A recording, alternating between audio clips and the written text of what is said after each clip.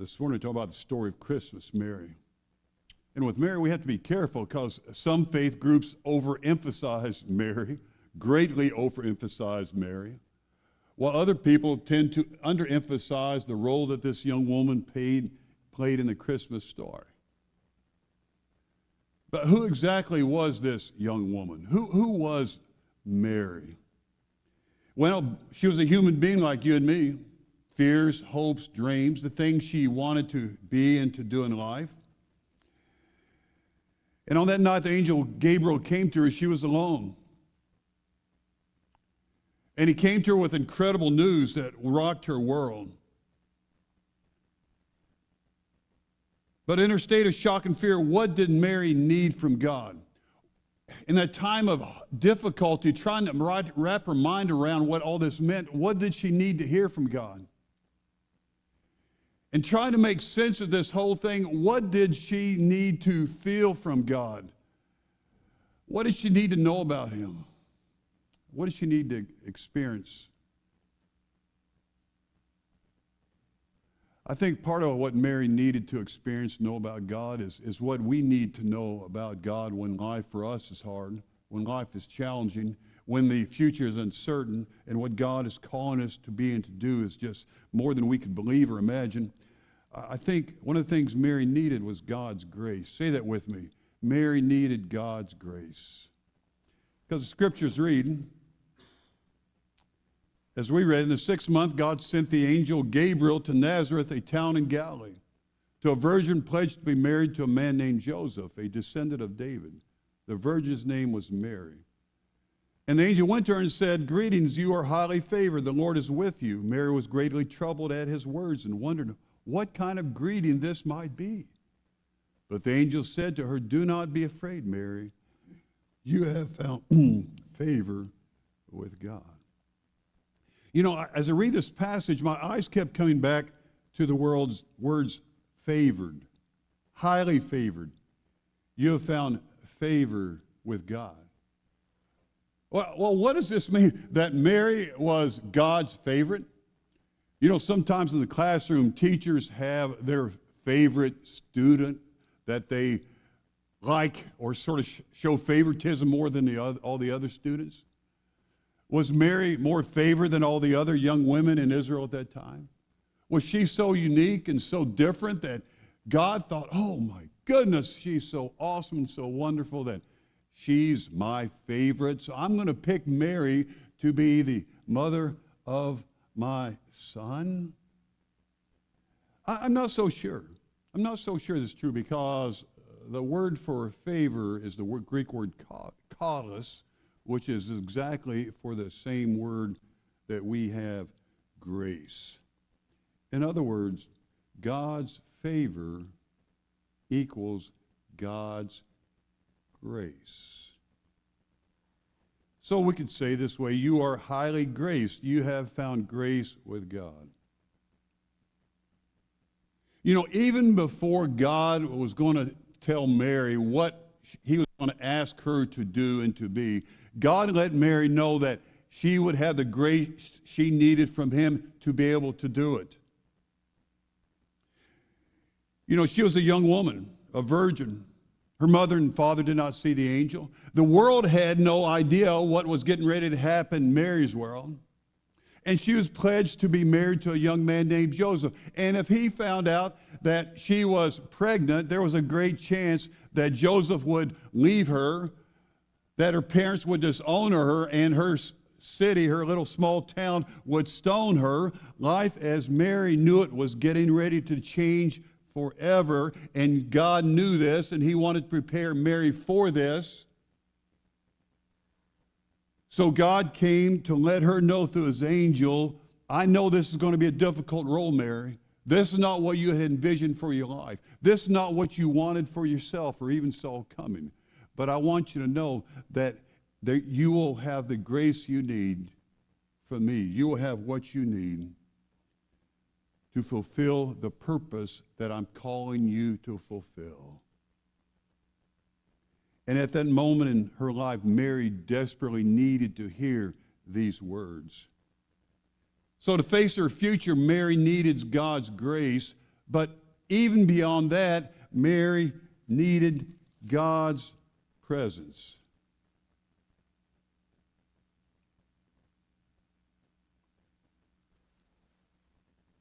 Say that with me. Mary needed God's presence. And we read,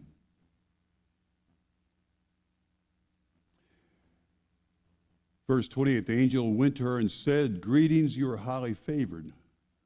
The Lord is with you." Now notice, it's not, the angel did not say, hey, the Lord is ahead of you, or the Lord is going to help you, or the Lord is going to sustain you, or the Lord is above you or beside you or behind you, or the Lord is looking out for you, or the Lord is going to fight your battles for you. No, the angel did not say those things. What the angel said simply was, the Lord is with you.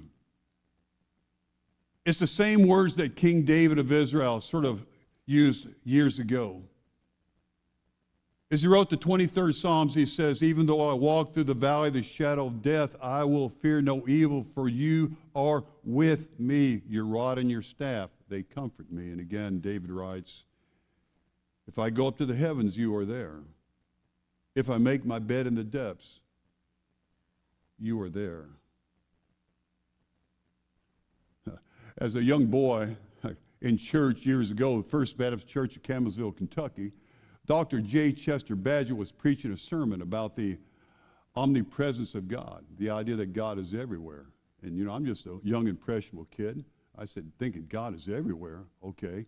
So as he's preaching a sermon, I would look up to the ceiling over and over, and I'd try to keep my head down, look up really fast, trying to catch God and looking down on me. If God's everywhere, he's watching me. But, you know, I never saw him. I never saw him. But the Lord is with us. Always with us.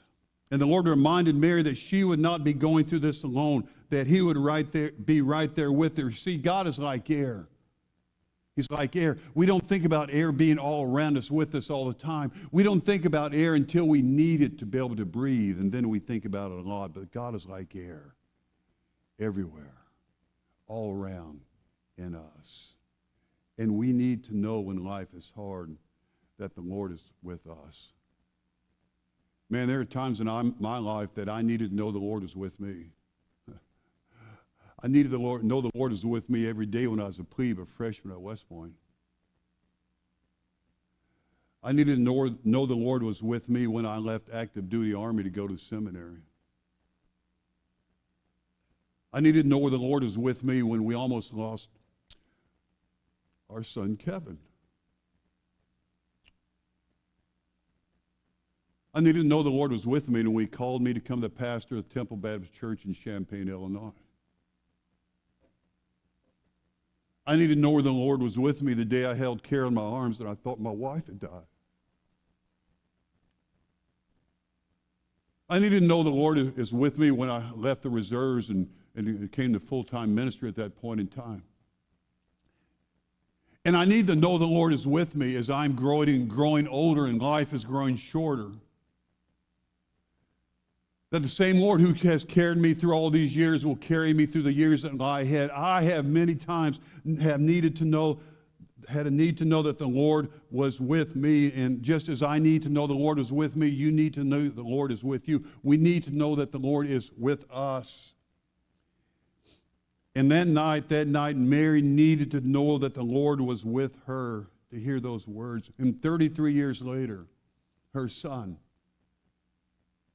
his parting words to us, to all humanity, he said, "And behold, I will be with you always, even to the very end of the age."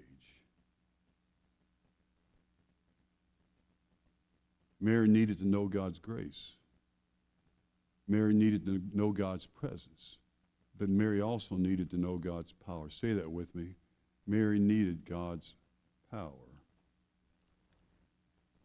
The angel said to her, "And you'll be with child and give birth to a son, and you are to give him the name Jesus. And he will be great and will be called the Son of the Most High. The Lord will give you him the throne of his father David, and he will reign over the house of Jacob forever, and his kingdom will never end.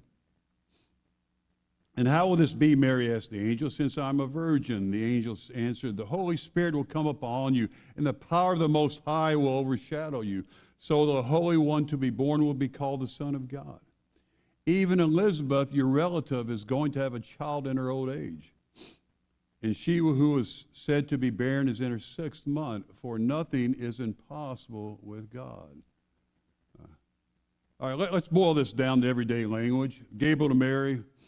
Hey, you're going to have a son, you named Jesus, married to Gabriel. How can that be possible? I'm a virgin, the Gabriel to Mary. Well, just look at your old aunt, your old cousin Elizabeth.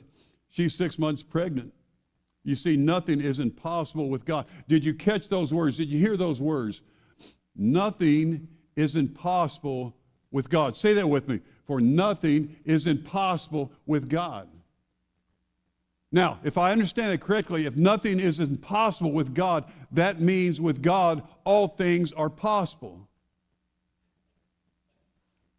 You know, just before this, the angel had said to Mary, the Lord is with you. And now the angel is saying to Mary, the Lord who is with you is the same Lord for which nothing is impossible.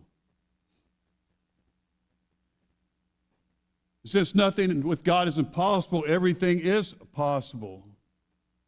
God has the power to do anything he wants to do, anytime he wants to do it, wherever he wants to get it done. And that night when Mary encountered God's grace, God's presence, and God's power, she responded the only way she knew how to respond, with humble obedience. Say this with me. Mary's response of humble obedience. Notice her words, what she says. I am the Lord's servant. I am the Lord's servant, Mary answered. May it be to me as you have said. Then the angel left her. You see, after Mary had experienced God's grace, after Mary had experienced God's presence, after Mary had experienced God's power, Mary knew that she had in her in that moment of time what she needed to do what God had called her and created her to do. And we do too. You know, there's something in this world that God needs done that only you can do. There's some need that needs to be met that only you can meet. And God has uniquely created you to do what he needs you to do and to meet the need that needs to be met. You have a role to fulfill. And it may not be as great as Mary's role, or as Martin Luther's role, or as Mother Teresa's role. It may not have any fanfare or notoriety, and no one else may know about it. But your role that God has called you and created you to do is critically important, or God would not have gifted you the way he has gifted you and created you the way he has made you. Right now, like Mary, God is calling you to step into your role, to live the life that God has created you to live, to step into the future God has set aside for you, waiting for you. To be Jesus and to give your life to save this world the same way that he sent his son Jesus, that Jesus came, gave his life to save this world. You know, we are here not for ourselves. We are here for others. Jesus came so that he could give his life for others. And he said, you know, go and do as I have done. And as we give our lives away to others, we become more and more like Jesus. And the question is, are we truly willing and ready to be like Jesus? To give our lives away to others like Jesus, to sacrifice ourselves like Jesus, to be the people of God he's created us to be. And right now, if you are ready and you are to step into the world and to do your part and to play your role and save this world the way Jesus came to save it, say, I am. And if you believe Temple Baptist Church, if you believe we are able to become that church, to be the awesome best community, to impact this world and do what God has created us and called us to do, the life-changing, life-giving, best ever community God has placed here. And we're ready to be that, and we're ready to do that. And you believe we can step into that? Say that we believe that's true. Say we do. We do. You see, Christmas is coming. Christmas is coming. Jesus is coming. And we are too. We are too. In this Christmas season, I want us to be Jesus to this world in ways we may have never been before. And honor him with our time, our effort, our energy, our very lives. And like Mary, say, I am the Lord's servant. May it be to me as you have said. Dear God,